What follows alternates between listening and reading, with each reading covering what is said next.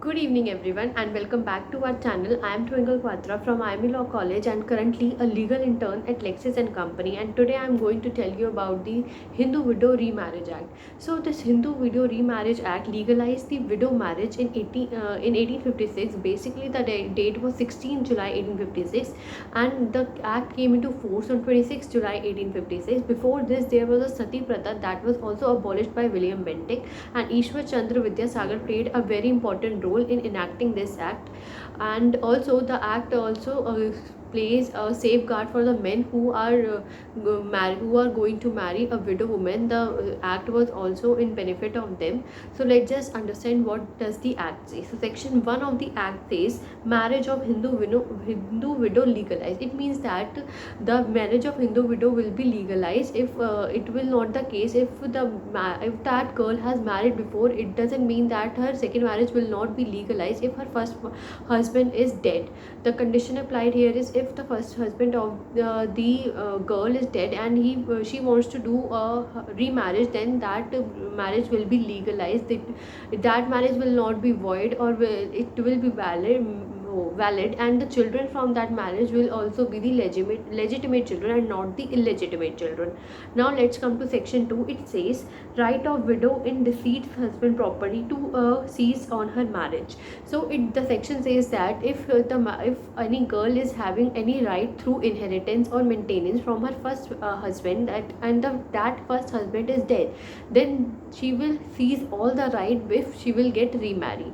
And the act and this section will consider that that woman is dead, and the rights will be given to the husband's heirs, not to that woman. But in 2018 there was an amendment in Hindu Succession Act, and that deals with that if the widow will get every right, and rather she is remarrying or whatever she is doing, she will get the right in her deceased husband property. Either she is a widow or either she is a remarried woman, whatever it is.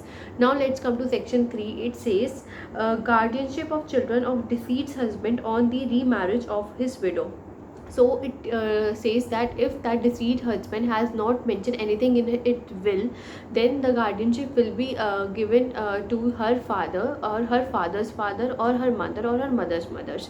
It means that if that widow is not wants the guardianship of their children, and no one in the family is coming for the guardianship of their children, and also in the will of the deceased there is nothing mentioned about the guardianship of that children, then the children's grandfather or great grandfather or great grandmother or great grandmother will have the guardianship. Or if they are not present, then any male member in the family will be the guardianship. And also if the court will give any guardianship to any person, then they will think the court will consider that it is for the welfare of the children. Only then the court will give the guardianship to any of the person who are coming forward for the guardianship. And in case there is no mother or father present, then also a court will consider that this is the guardianship to whomever the court will assign, that is for the welfare of the children. Next is nothing in this act to render any childless widow capable of inheriting. It means that before this act, if some widow that is childless was not able to claim any property in which she has the right in which she can claim, then after this act she will be able to claim that right. It doesn't matter that she is childless or with the child.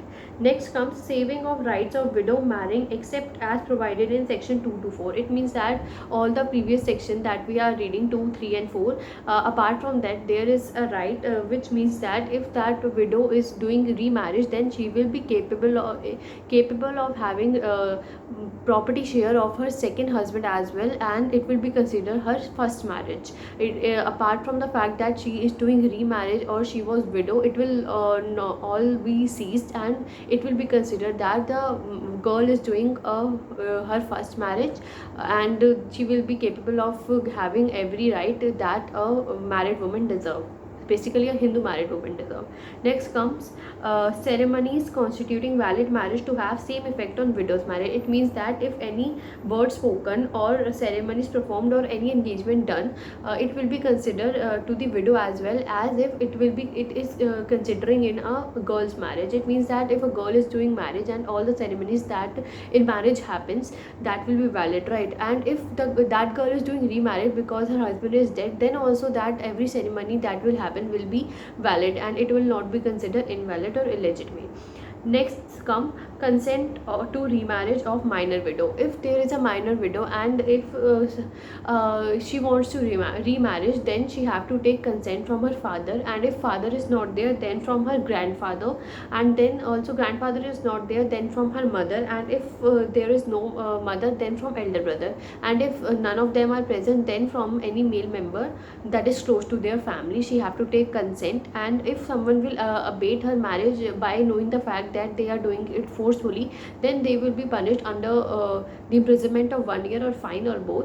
And last provision come that if that widow is of major age, then her consent is valid, and nothing or there is no need of taking anybody else consent. That major widow can give her consent and can do remarriage. So that's it for this video. I hope you liked it, and also keep liking, keep sharing, and subscribe to our channel. Thank you for watching.